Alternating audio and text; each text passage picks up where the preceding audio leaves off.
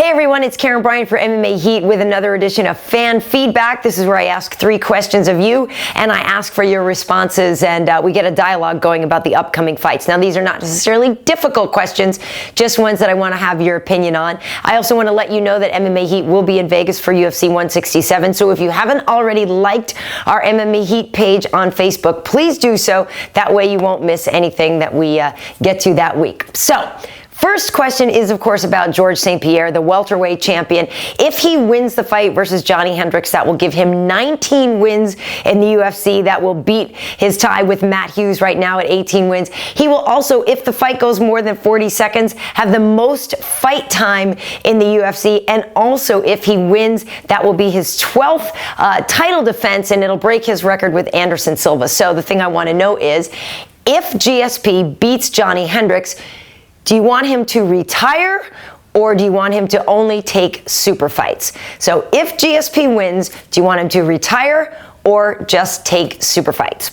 Now, moving on to the second question. This one is about Chael and Rashad, and I work with both of these guys over at Fox, and I talked to Rashad about this. I said, please, just no headshots. Just shoot you guys in the body, because you guys are both good on the air. We want to keep you guys looking pretty, but had a good laugh about it. I think it's actually going to be an interesting fight, and in this one, I'm thinking that takedowns might play a part, so I want to get a fact for you. 46.7% accuracy for Rashad in takedowns, and he has a 65% takedown defense.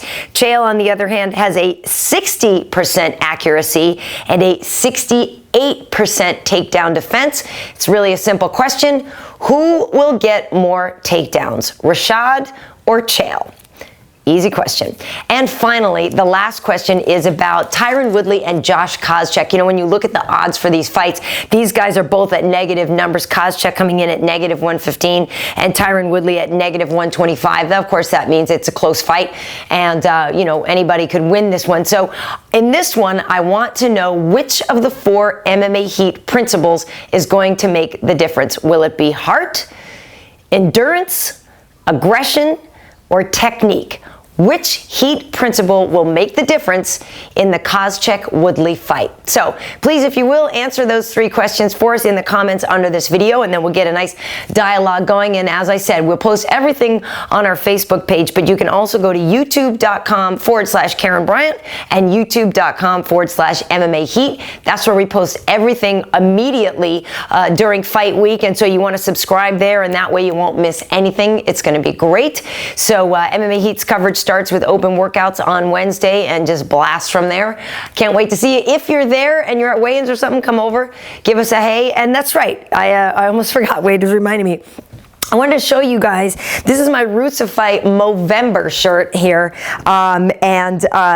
Basically, you guys know about Movember. That's when the guys are all growing their mustaches, and in support of men's health issues. So Roots of Fight has got a team going, and if you go to us.movember.com and you search for the Roots of Fight guys, you can get on their team. But it's a pretty great shirt. They sell this on their website, and it's the Boston Strongman. Of course, everyone knows I am from Boston. The Red Sox totally pulled it off this year.